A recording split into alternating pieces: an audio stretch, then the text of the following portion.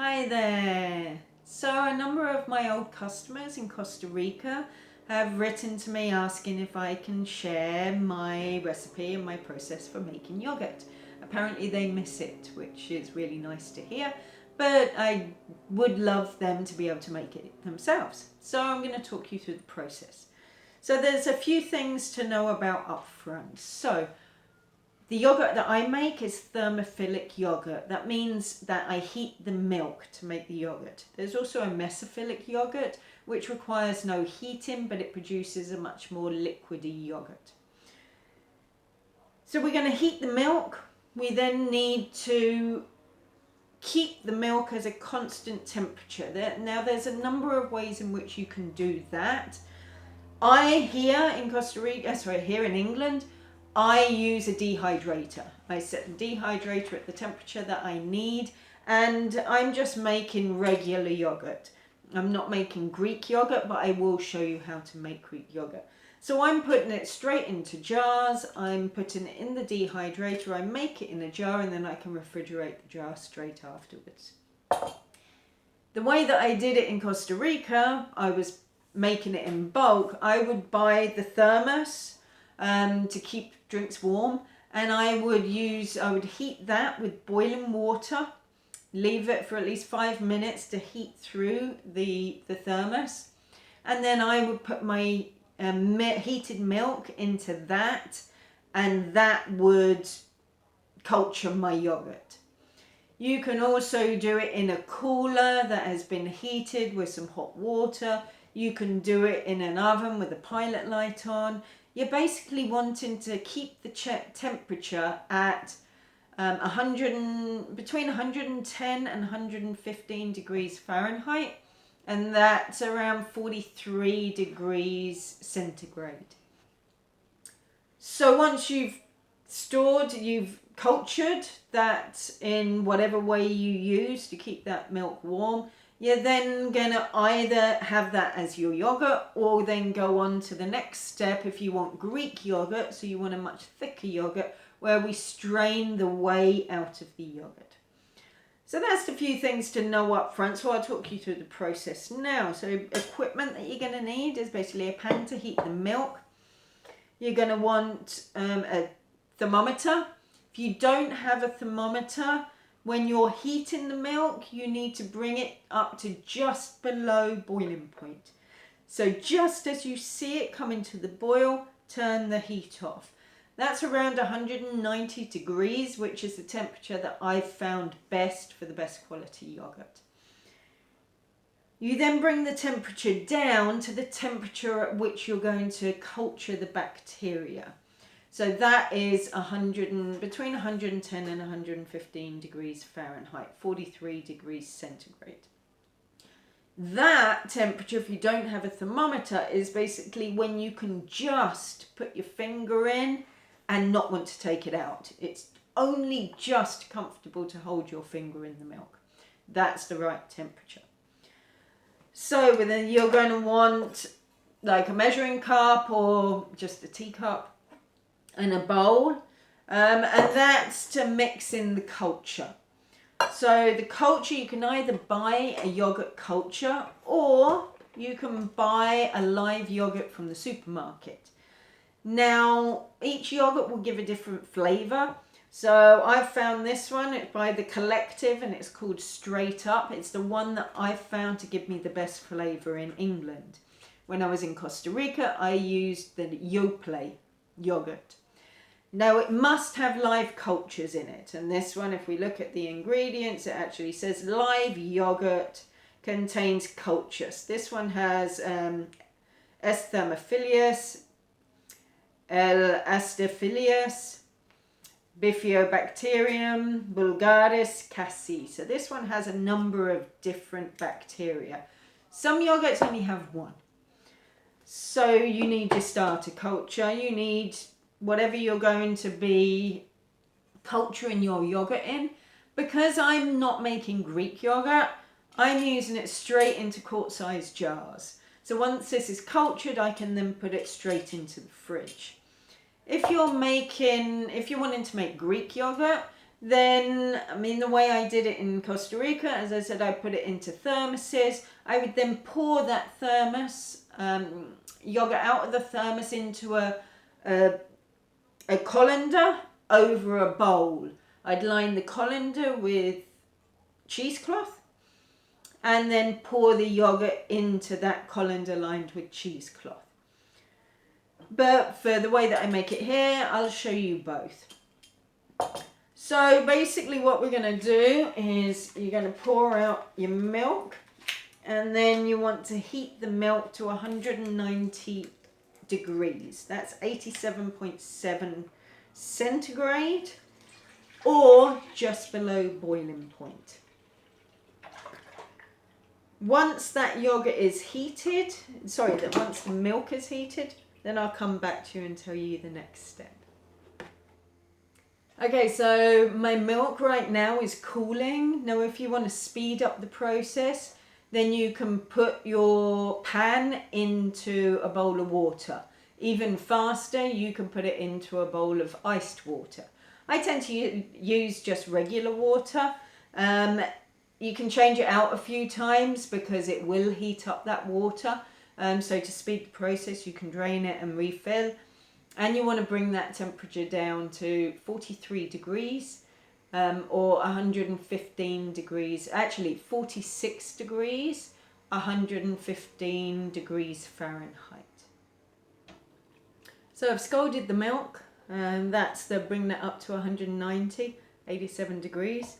And I've water bathed it to bring that temperature down. It's now 46 degrees, 115 degrees Fahrenheit.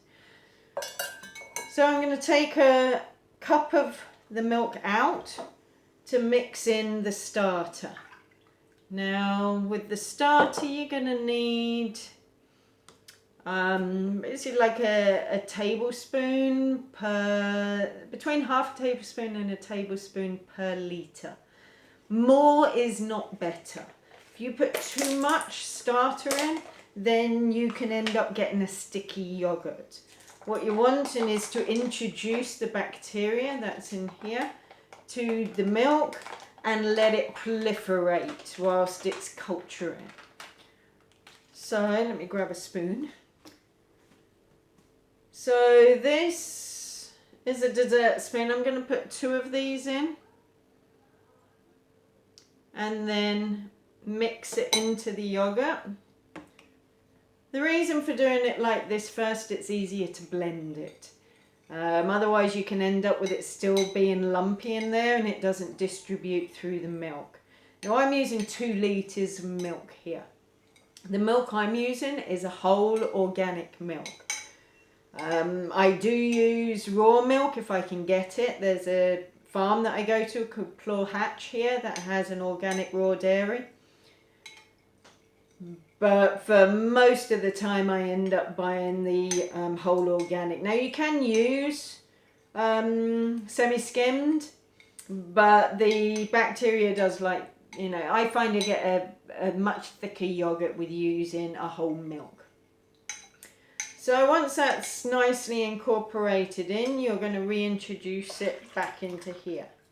Now the time that this takes, this is cooling further. That's why I stop at 115 degrees, 46, because I'm wanting to culture at about 110, 43.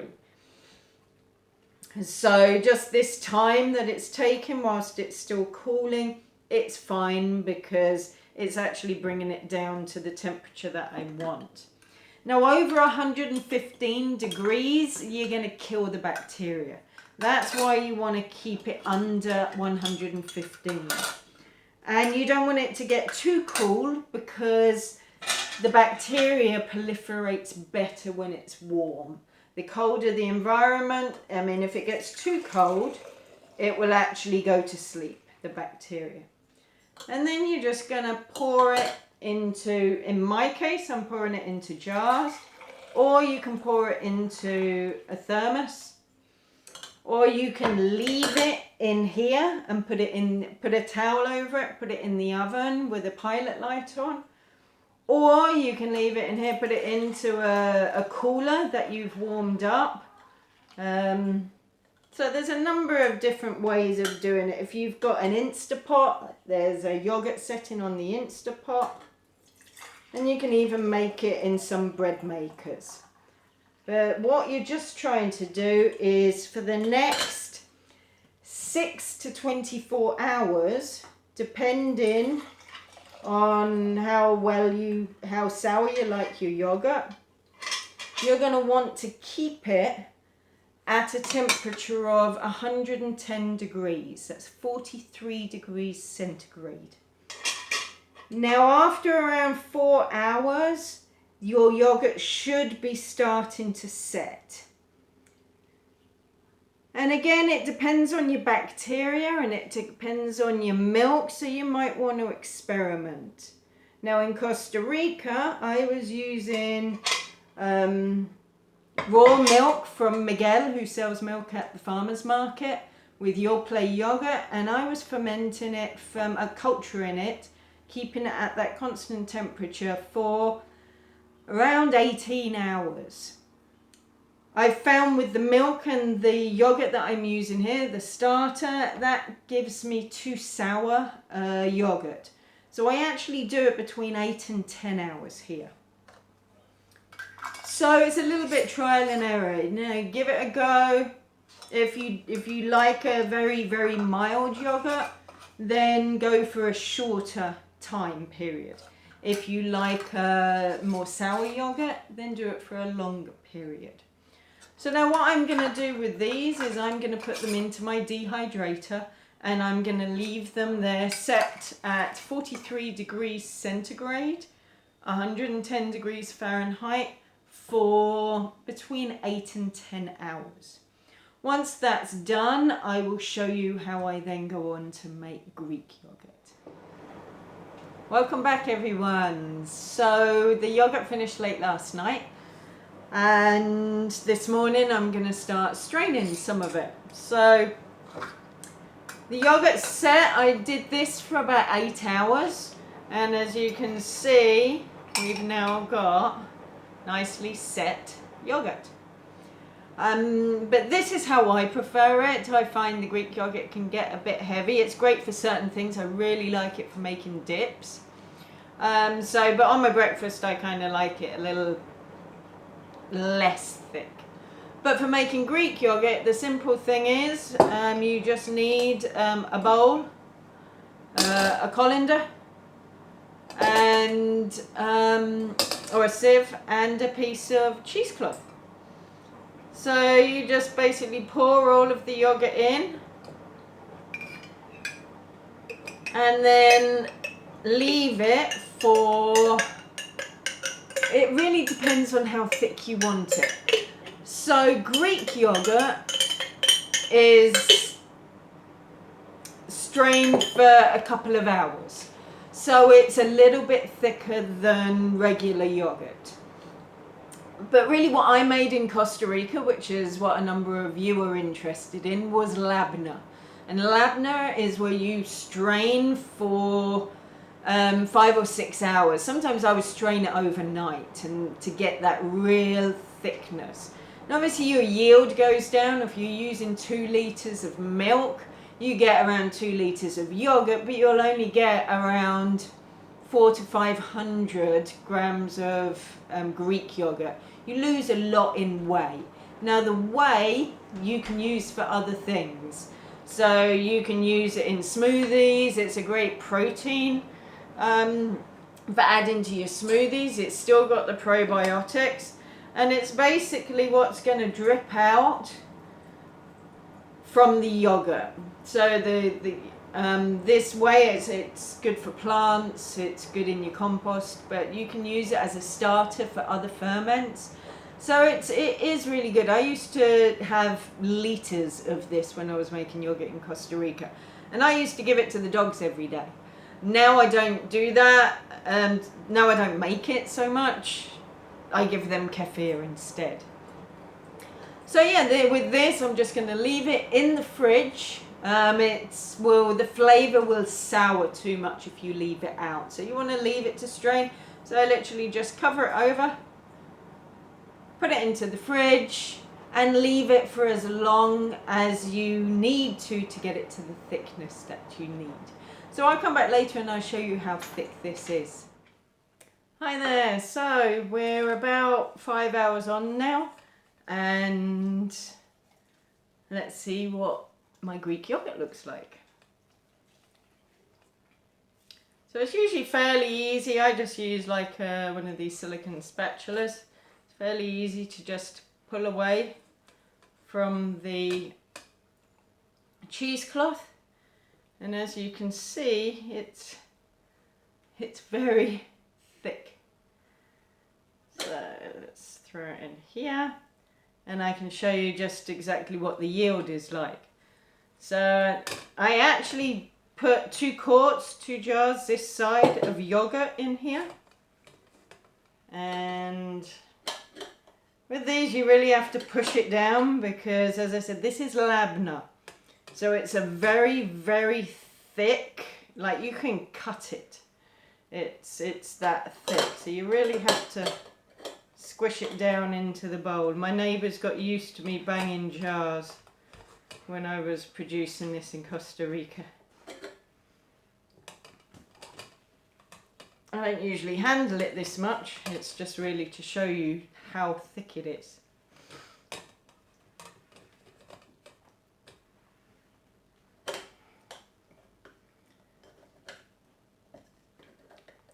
And there's no natural flavourings in here, there's no added sugar, it's just milk and a little bit of starter yogurt. So as you can see, the actual amount of yogurt in there is now less than a quart. So you do have a lot of excess.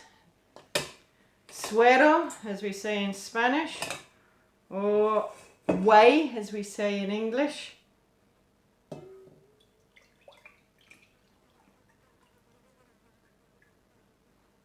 You get a lot. As I said, this can be used for various different things. You can use it for cooking your vegetables in, adding it to mashed potatoes, to smoothies, in many different ways. I used to give it to the dogs all the time. It was great for the gut because it has probiotics in it. And then, there you go, it's about a 50% yield from the yogurt. And that's how you make Greek yogurt. I hope you enjoyed my video. Please feel free to share it. I'll be producing a lot more over the coming months.